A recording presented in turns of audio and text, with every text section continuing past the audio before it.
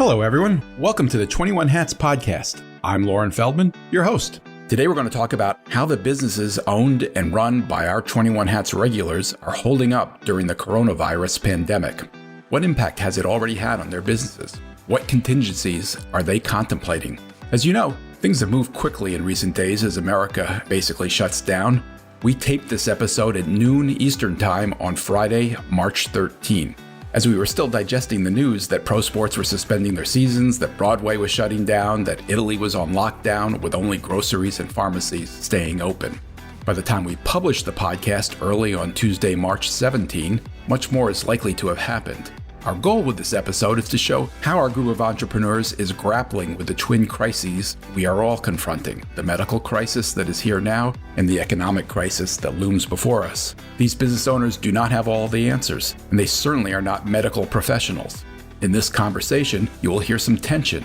You'll hear them thinking out loud, figuring things out on the fly, as they think about what they need to do to protect their employees, their customers, and their businesses.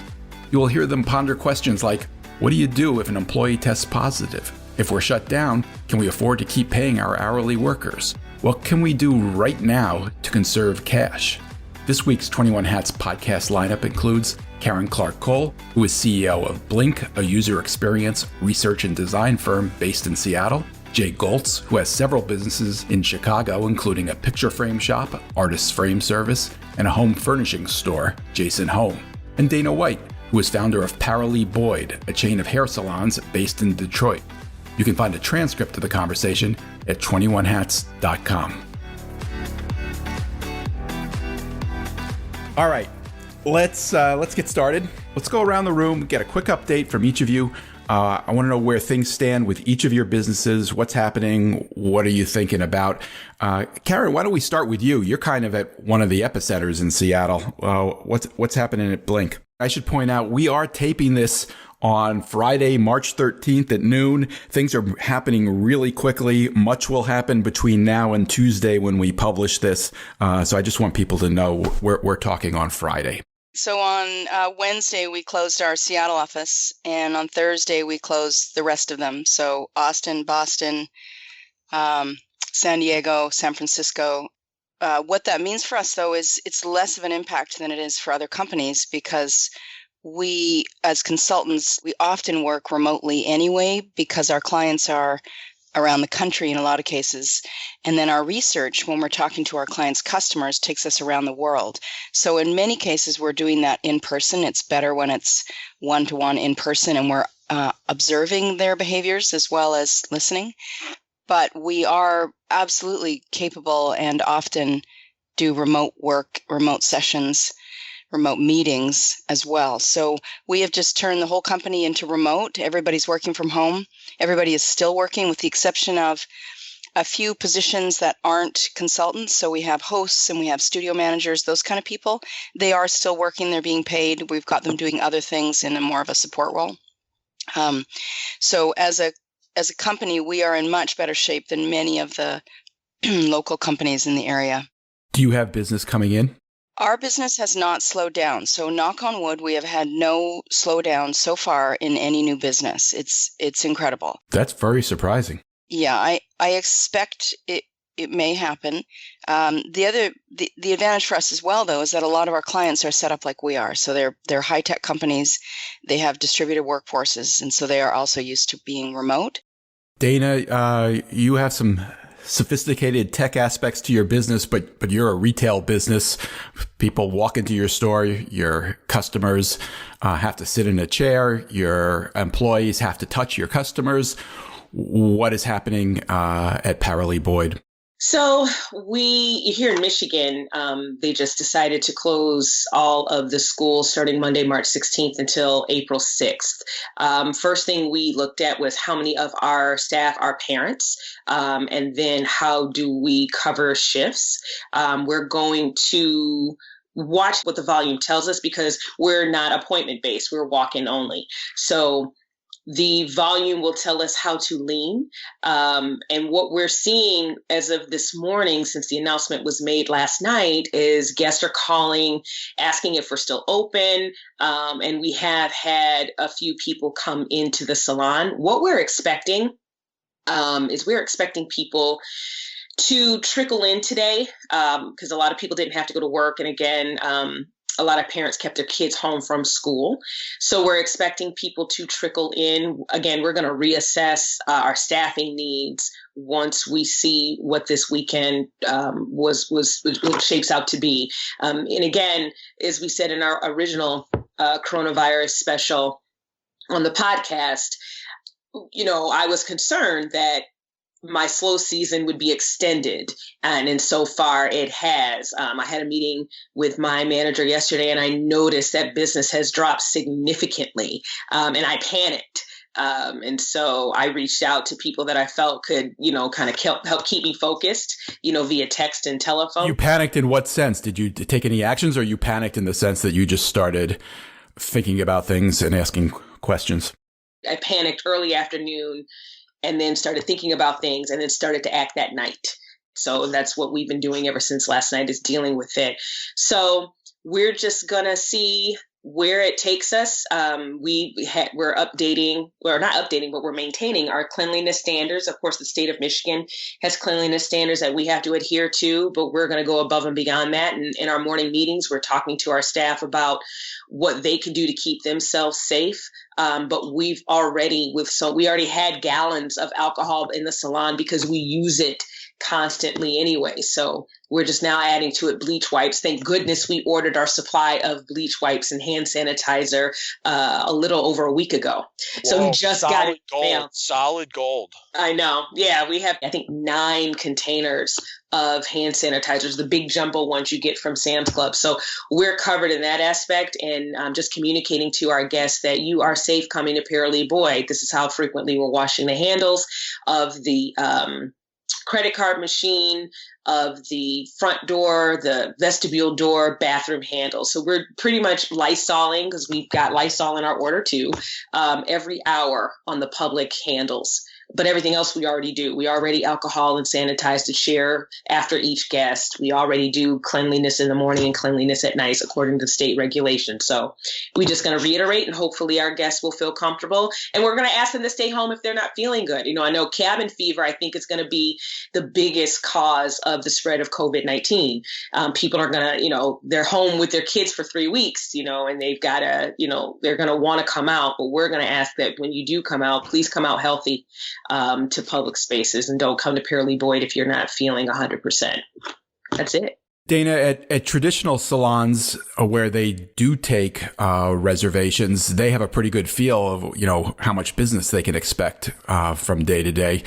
You don't take appointments. Do you have any other way of judging? Is there any way for you to know how much business to expect, or do you just have to be there and see who comes in the door? We just have to be there and see who comes in the door. And the good thing about that is that business has grown year over year, right? I think the couple of months that it showed a lack was because we had just opened the Midtown location. So there was some cannibalism. So normally we have a number that we expect and we project based on several years out, but we've never had an external factor such as a pandemic affect. Since this is the first time that we're seeing it, all we can do is watch it. And again, what we do in the salon is take the data, right? So if something does happen in the future, we can say this is what we can expect based on what happened in 2020. Jay, how about you? You've got a couple of retail operations in Chicago. What's it looking like? This whole thing gets into your whole life. It's not just so in business. Things are okay so far, but I certainly think it's going to affect us. So we have already had meetings on how are we going to cut. I got 115 people. How are we going to cut? How are we going to cut hours? Are we going to furlough? Are we going to lay people off? If people are starving, are we going to lend them money? Yes. So we have a plan for that. And then there's the what if somebody gets sick thing. And like, for instance, I'm doing some simple stuff. Like I've got a factory that 40 people eat in the same cafeteria. I've got another room there that's not being used at all. So I said, let's put some tables in that other room and the different departments will eat together. That way, if one person gets sick somewhere else, they have absolutely no exposure to the other people. At least we can have a firewall there. So we're working on all that. At the same time, I've got some personal stuff. My kid just put an offer in for an expensive house he's buying. And like, as the world's falling apart, he's starting to freak out. Like, should he be buying a house at this juncture? And the real estate agents are all freaking out. Everybody's freaking out. And then the mortgage rates jumped a point. And he happened to lock in. But in one day, mortgage rates jumped a point because they're so overwhelmed with demand that they can't keep up with it. So there's just a lot of anxiety. So I go to the grocery store last night. It's a 24-hour grocery store. Shut down. They're restocking. Shut down. Go there at 6 o'clock in the morning, mobbed, 50 people in line. It's like Armageddon's here. And it makes you think about all this. And I realized this is no different than September 11th.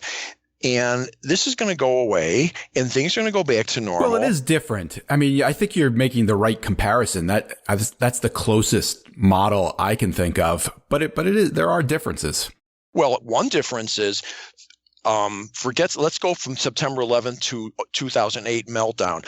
The banks were messed up. The mortgages were messed up. The whole housing market was a big bubble. There's no fundamental problem now. But the virus, which is serious, but it will go away. But the banks are in good shape. The market was solid. There's no reason to think that the world's coming to an end with this whole thing. And I realized in talking to the real estate lawyer about this whole thing, it reminded me, I bought my factory building in 2008 when everybody was hiding under the table because I had to make a decision. I need to get my overhead down, and my accountant goes, ooh, this is a risky deal. I said, it's less risky than doing nothing. And the fact is, that was a decision that was an absolute linchpin to me being in good shape for the rest of my career. And there are people right now that are panicking. Panicking is a bad thing in business, and there's no room for it. I'm not going to start making stupid decisions now because I stood in line at the grocery store for 25 minutes. The fact of the matter is, things are going to go back to normal. But you don't know when. And I mean, look at what's happening in Italy. From the latest that I've read, we're kind of on a similar curve to where they were. They too weren't as prepared as they should have been. And right now in Italy, everything's closed except for groceries and pharmacies. Have you thought about the possibility that you might have to just shut down? Yeah, sure. That's the point. I was going to say, Dana, people's hair is growing as we sit here. They're going to have to get their hair cut eventually. That's a for sure thing. And people still want to frame their pictures and buy furniture. So like, yeah. But they don't need to. No. You're not going to get away with you trying to fearmonger me again. I remember the last recession, somebody in financial services sent me the front page of one of the major business magazines. I don't remember which one, of every recession. And every time the stock market dropped, the front page of the magazine was, is capitalism over? Next one. Are we ever going to recover? Next. Okay. So it goes on and on and on and on. And the fact of the matter is, we will get through this. Life will be fine. And if you own a business, you don't have the luxury of being like an employee who just has to worry about getting laid off. You can't just go hiding under the table and go, oh my God, when's it going to be over? And I better stop buying everything and I better stop canceling everything, because you could do yourself you can put yourself out of business by knee jerking. And I've been through this. I've seen this rodeo 7-8 times already. Not this one. No, this is different. It's worse, except it's going to go away. The fact of the matter is, you have to make smart decisions when things get tight, and there's no upside to panicking, and you just keep making good decisions. So in my case, I have a lot of labor in my business. So if I cut back my labor just 10%, it's hundreds of thousands of dollars. So we have a plan for if business drops off, we will immediately start cutting back hours, and no one's going to starve. And then if we got to cut back, we'll do what we need to do because Jay, are you going to pay people while they're not working? Hourly, no. I'm not Google. I can't afford to. And if there was a flood here and people had to work to clean up the flood for days, they would get overtime and they would get paid. It goes both ways. Salaried people, they're going to take a furlough for whatever 10%. But the hourly, no, I don't have that luxury. I wish that I made enough money that I could go ahead and pay everybody but I can't. And at the end of the day, so will you lay them off so they can get unemployment? That's one thing that people are doing here is they're actually laying them off so they can get my no. Well, except unemployment's only half. That's the ratio. You're way but better it's off. better than nothing. No one's getting, well, for sure. If I laid them off, they would be eligible for unemployment. But out of 115 people, my guess is maybe we'll lay off 2 people and the rest will be cut back 10%. They're way better off getting cut back 10% than either A, getting laid off, or B, having the company go broke. Because what I've learned over all these years, I got one job, only one job. It's to keep the business in business. And if you forget that and you start to not react quick enough and you keep paying people for 3-4 months, you're going to go out of business, and that's not going to help anybody. So I'm getting into survival mode, though I don't think it's going to get that bad. But if it does, I'll do what I have to. It's going to get that bad. I guarantee it. Really? Yep. The closest thing is really 100 years ago. So none of us have seen it. Mm-hmm. I just want all you have to do is look at the rest of the world who's ahead of us. So there's no chance. So you just said you guarantee it. There's no chance that this will take a hit for 3, 4, 5 weeks. It'll get better. I'm not. All we have to do is look at the rest of the world who's already ahead of us. We have a lot of good examples. Like what? Italy, China. South Korea. Let's stop there. Let's talk about Italy. I buy a lot from Italy. What's going on in Italy? They shut down some stores. Yes. Okay. Then what? I got everything. Is that going to go on for 6 months? Only 2 people are allowed to drive in cars right now. Right. Those are some examples. I know, but how long is that going to go on? But Jay, think about it this way. Think about all the money that is coming out of the economy when you shut down the NBA, when you shut down Major League Baseball, Broadway. You know about the town of New Rochelle, which is in Westchester County, north of New York City. They've shut everything down there. People are on lockdown. Food is being distributed by the National Guard. Who knows where else that's going to be necessary? Even if this thing blew over in 5 weeks, as we would all love to have happen, that when the economy takes a hit like that, when all that money comes out of it, it takes a while to get back into gear. So I guess I'm asking you, what's your point? Does that mean that because the NBA shut down, my business is going to take a 30% hit for the next 4 years? You don't know that. I mean, this is what goes on with the hysteria thing. Like, I'm not saying it's not going to affect me. I'm absolutely sure it will affect me, but I'm not sure it's going to mean that my business is going to drop for 50% for the next 2 years. I mean, there's just no way to know. No one said that. I think, my thinking would be that you just need to be considering contingency plans, which it sounds like you already are. Absolutely. I've got my hand on the eject button. If the first week the business is down, and first of all, I'm framing pictures, and half the employees are framing pictures. If there's no pictures to frame, why are they here? So I'll cut back hours, but in 42 years, I've laid off a handful of people, even during 08. I don't think I laid anyone off. And now keep in mind, I'm in the home furnishing market. Housing crashed, home furnishing, everything like that. I took a 30% hit, which has never really recovered. I've never come back from that hit. I didn't lay anyone off. What did I do?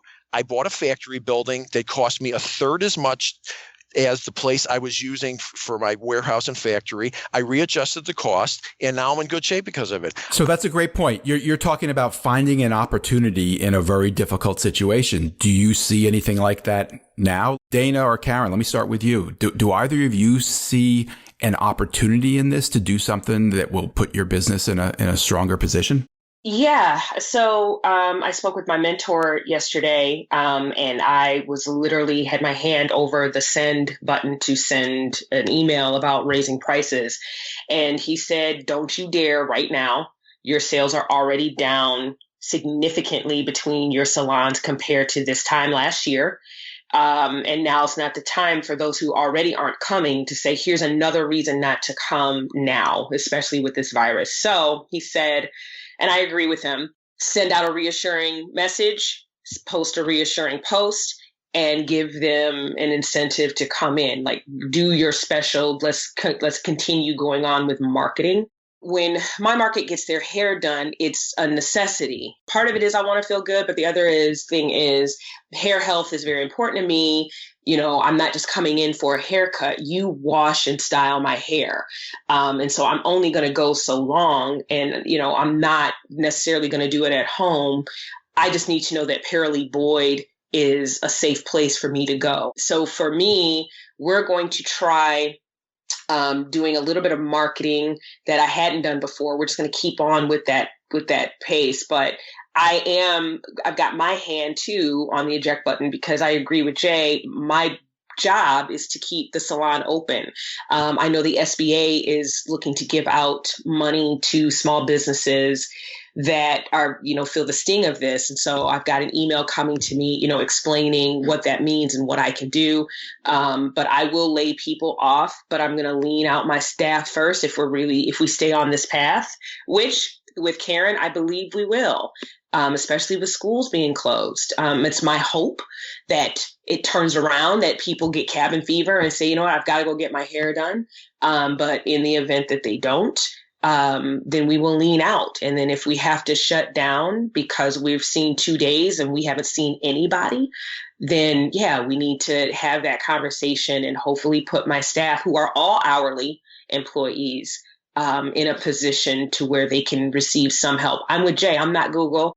Karen, we just visited you in Seattle, where we taped a podcast, and we had a special guest, Brian Canlis, from his family-owned restaurant, who is a great example, I think, of somebody who's trying to find an opportunity in this crisis. Yeah, not just an economic opportunity. They're helping the community. He shut down his fine dining restaurant, but he's basically started 3 other businesses, one of which I think is selling, breakfast from a pop-up store in their lot. They're doing a drive-through for lunches and dinners, and they also have started a home delivery service, which I think they're hoping is going to keep their 115 or so employees employed, but also provide a valuable service. That seems to me like somebody who's really thinking creatively and looking for an opportunity.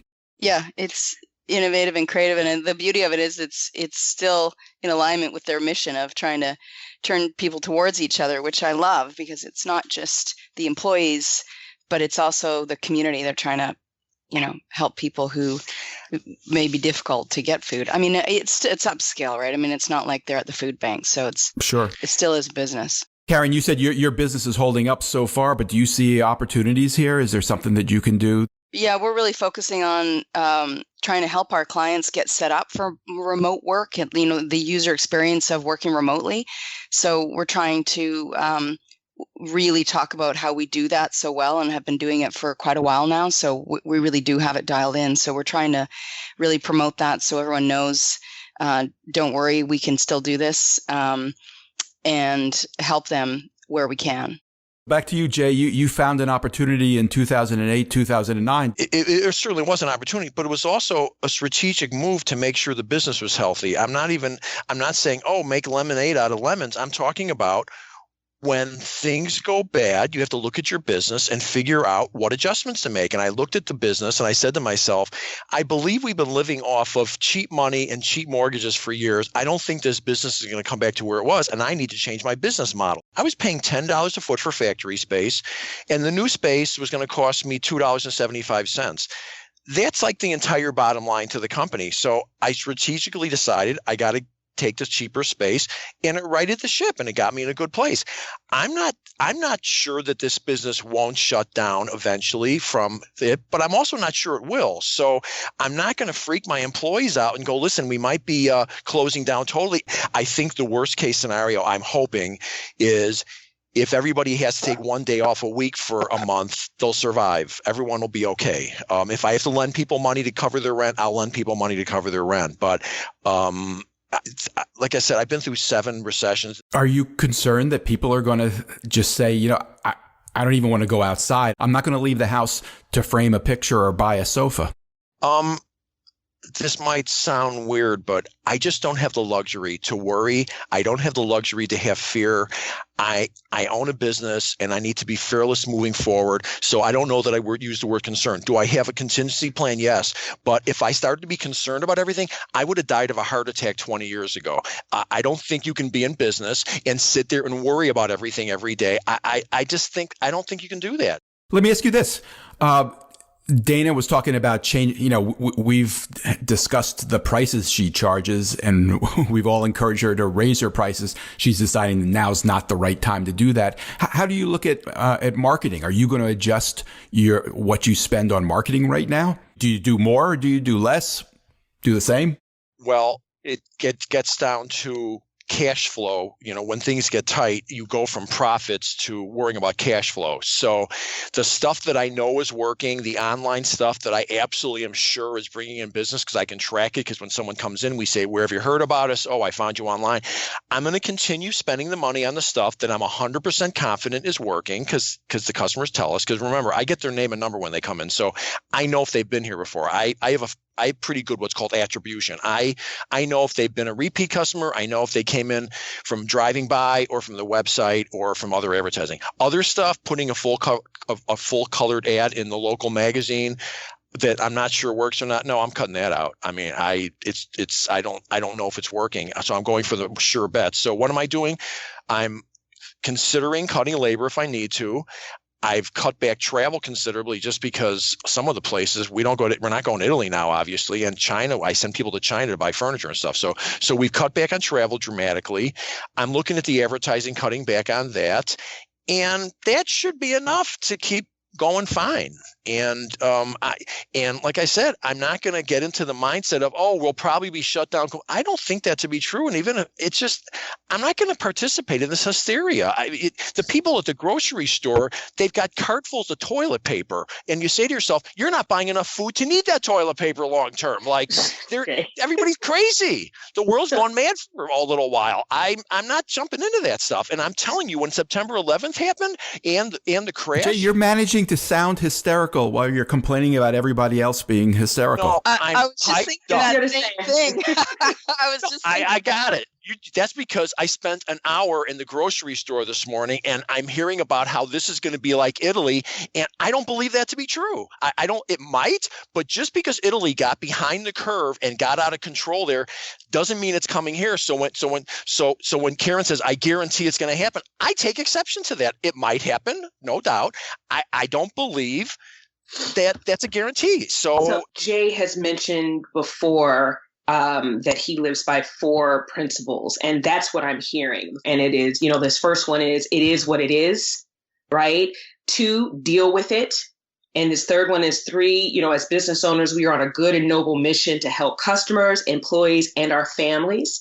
And then 4, and when something gets in our way, i.e. this coronavirus, then F you, right? Like and it's not F you, we don't care. It's, hey, I'm going to, do your worst. So you're saying to whatever's in your way, do your worst. But my job is to make sure that my business stays open so that my customers and my employees have a place to come back to. And if that means I have to lay people off, if I have to help people pay rent, that's one thing. But what I hear is Jay sticking to his 4 principles of business ownership. I'm in the resolve. We'll call it resolve. I'm in my resolve mode. Like it's all in Rocky 2. When Rocky's had a terrible round, he's sitting in the corner. He looks up at Mickey and he just goes, "I ain't going down no more." And then he won. I ain't going down. I'm going to do what I need to do to fix this, and I ain't going down. And my employees are going to keep their jobs, and we're going to forge through this. And I'm not going to waste my time and energy going through the news cycle of, this could be, you know what? I could tell you 10 crises that they've hyped up that never happened. I'm not saying this, believe me, I'm not downplaying it. I know this is bad, but the 401k thing was like, oh my God, airplanes are going to be falling out of the sky. The 401k thing? Do you what mean? is it? No, what was the 9/11? Y2K. Yeah, Y2K. The Y2K. Yeah, right. Yeah. All right. Take that out. Edit that out. Airplanes we're leaving that in, Jay.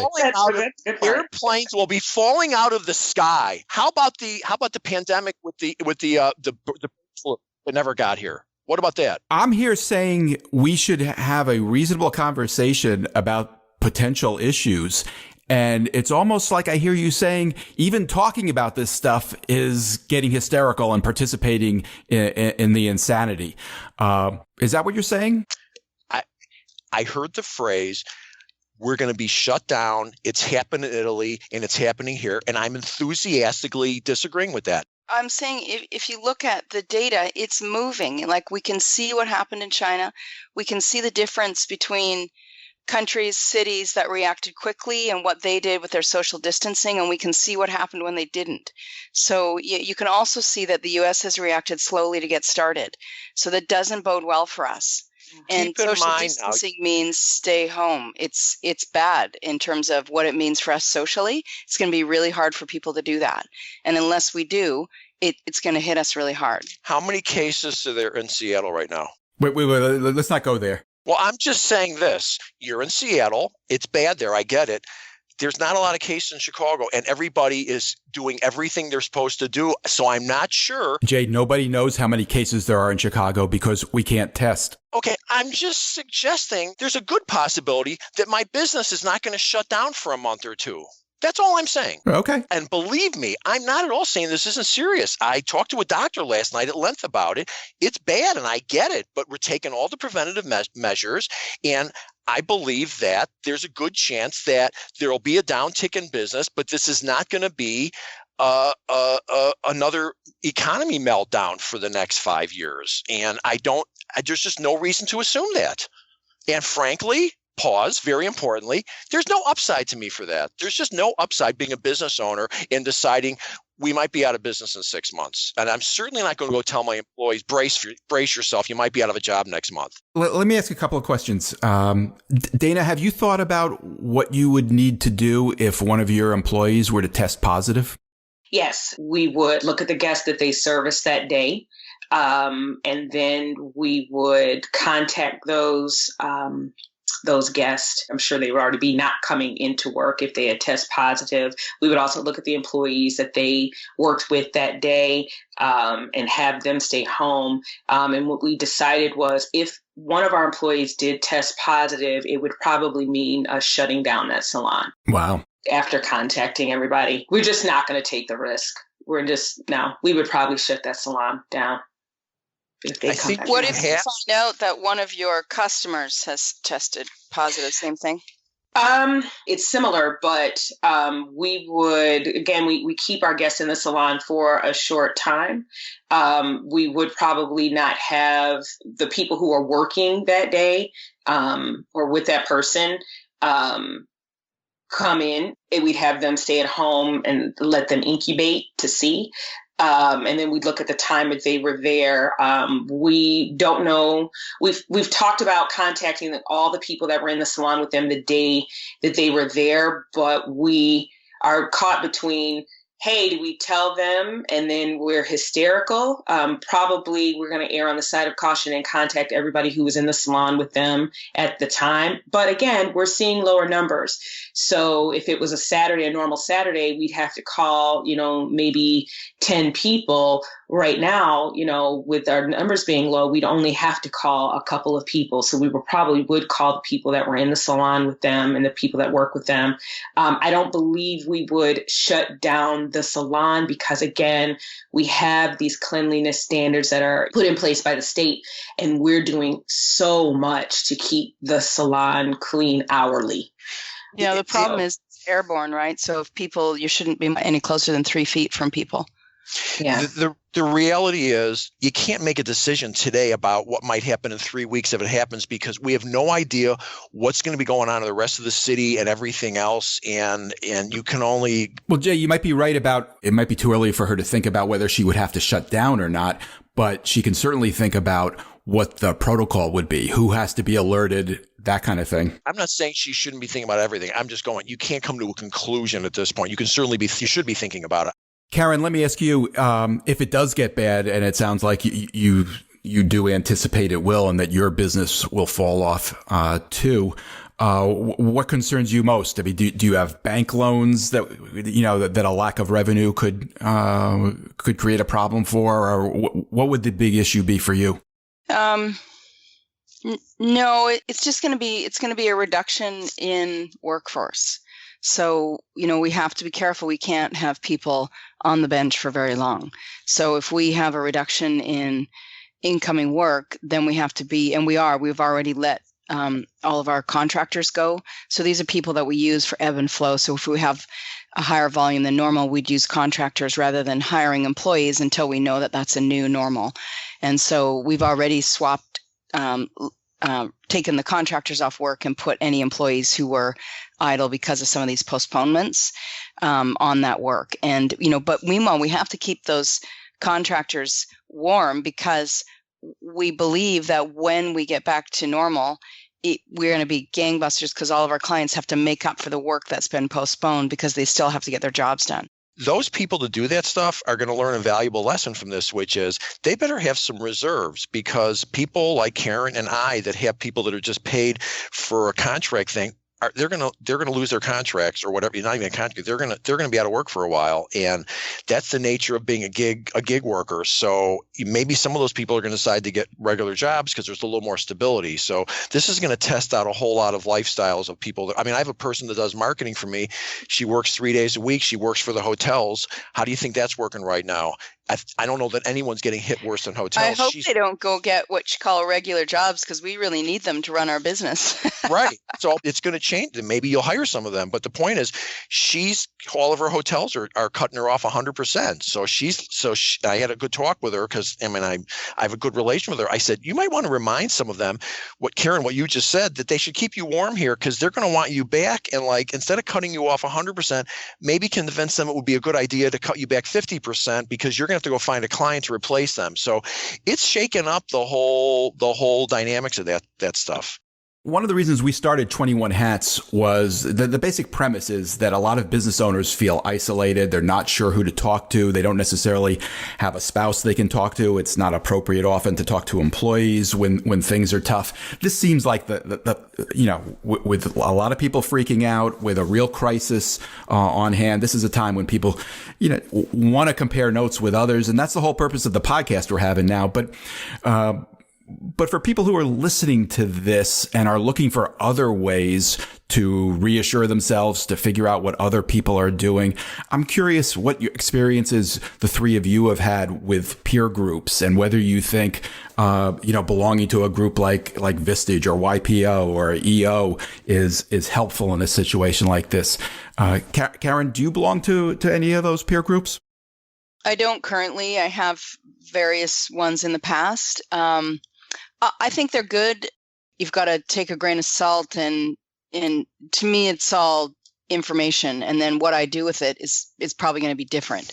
And so, I like to run the company sort of eating our own dog food and think about it as a user experience project in itself. And then I'm continually looking internally and talking to the people who are inside the company and talking to our clients and find out more of this, less of that. And so, it's important to hear other people's perspectives and know what challenges they face. Even on this call, we all have very different businesses and very different perspectives on how we run them and how we think about them. So for me, it's interesting to see that, oh, wow, not everyone is just like me. Sure. So I think that's important. Dana, how about you? Have you belonged to one of these groups? I have. I have in the past, and I've kind of created my own little group. And it's been okay. I don't really lean on them as much anymore because I just wasn't getting that much from them outside of, I won't say a lot of talk, but, it was, you can only go so many times to, an organization for help or questions. And, you get a couple, I don't know. And you go, oof, okay. So you just, instead of relying on the group, you just kind of bring people around you that you feel can help advise or run or bounce things off of. So yeah, I'm not really a part of entrepreneurial help groups or focus groups like that anymore. Would you like to be right now? Do you feel like it would be useful?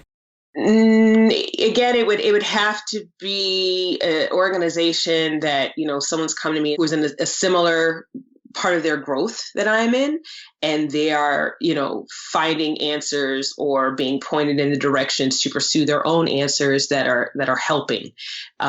So yeah, it's like being in the same grade with kids as opposed to, hanging out with kids who are in another grade, right? And so I'm kind of focused on keeping people around me that are where I want to be versus keeping people around me that are where I am. Jay, you've belonged to a lot of these groups through the years. What do you think? I've been in 6 different groups. Some of the big ones, the nationally known ones, they cost $15,000, $18,000 a year.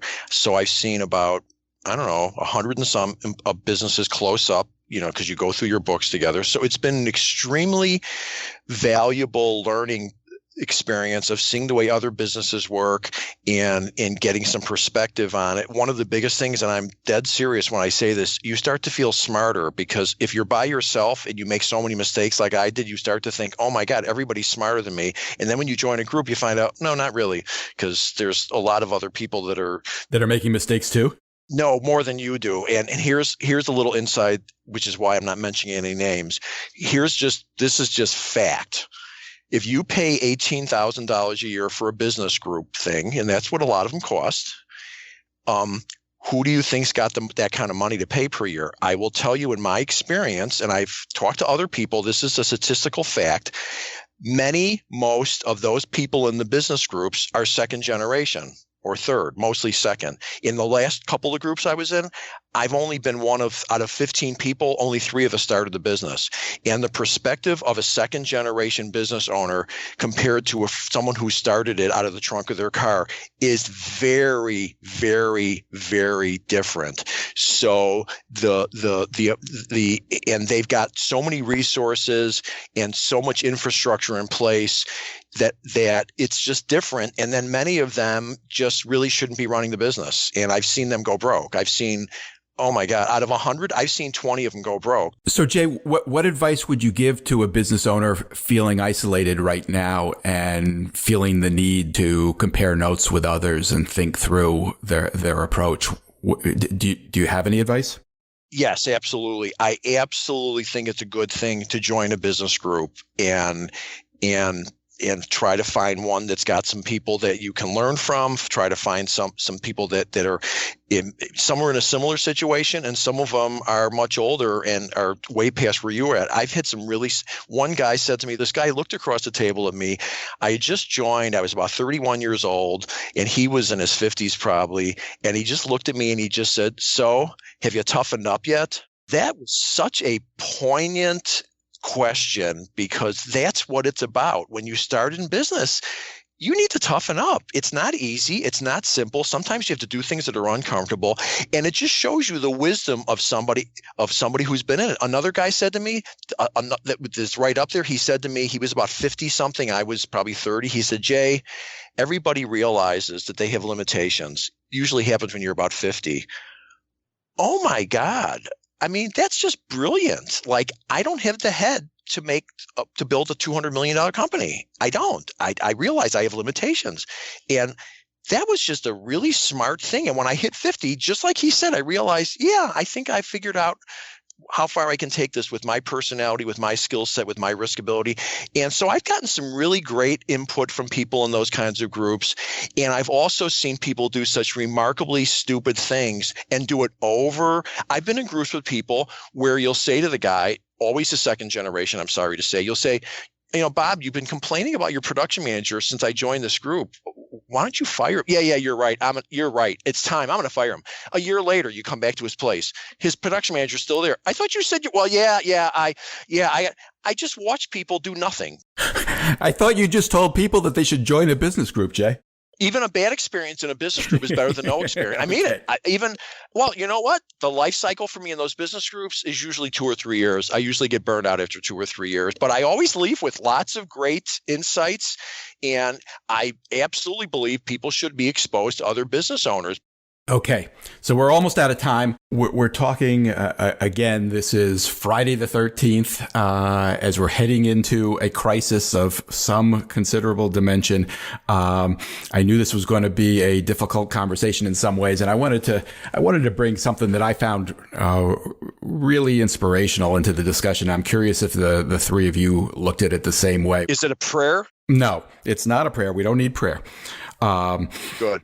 It's an item from the 21 Hats Morning Report this week about a car dealership in Charlotte, North Carolina that figured out they could provide a safe place for people who are homeless and sleeping in their cars to park overnight.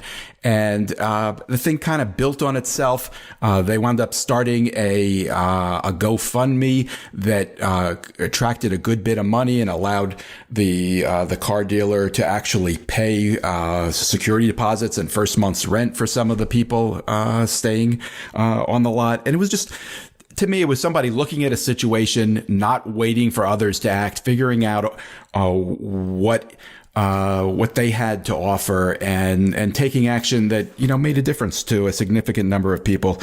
What do you guys think? Do you see it the same way? Are they doing that all the time?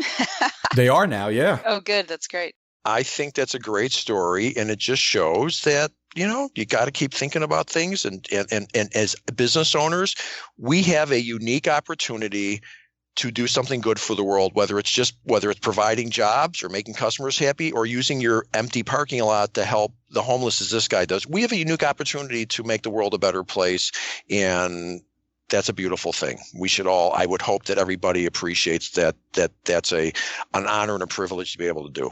Well, this conversation went in a lot of different directions. I'm wondering if we can pull it together a little bit. What did each of you hear here? What would you suggest somebody take away from this conversation? Dana, did you get anything out of it? I did. I'm sitting here and I'm listening, and I'm concerned about the businesses that are not going to survive this, and I'm wondering if Pearly Boyd is one of them. It's that simple. That's my takeaway. My takeaway is it's going to get worse before it gets better, because we're not as prepared as other countries, right? And I think we're doing all that we can, but even in doing all that we can, it's going to hurt businesses when people stay home.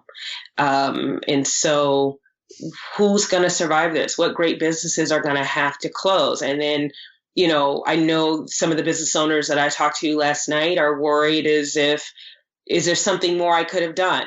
Could I have built my business up more 2 years ago? Because I've only been in business for 6 years. Could I have done more to make so when a travesty or a tragedy or whatever happened, I would be prepared? Because I'm not prepared to survive this.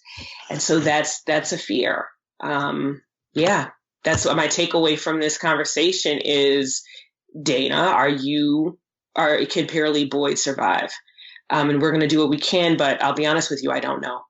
Is there anything you're thinking about, any steps you're thinking about taking that you're debating in your own mind to make sure that you do survive? It's a matter, do we shut down my second location?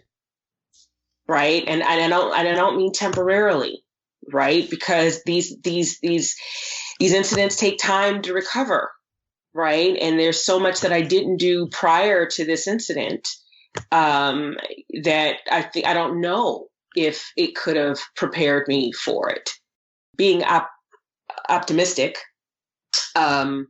is saying that, hey, people are going to get cabin fever, and as long as they have a safe place to come, which is a clean place, you hope and pray that they'll come. I know restaurants are giving out gift cards, right? So that when people do come back, they can make money.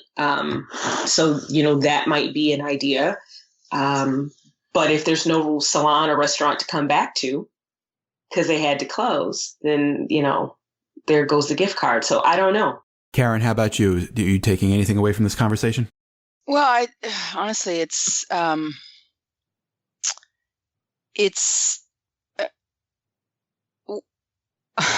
at a loss for words, because really it's terrifying. And for me, it's less about my individual business and it's more about the overall economy and what's going to happen to, my grandma and people who are really in high risk health profiles.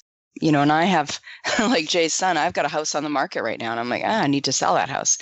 So there's all kinds of little things that are happening that they're going to pull us together as a country and a community. I can tell you that.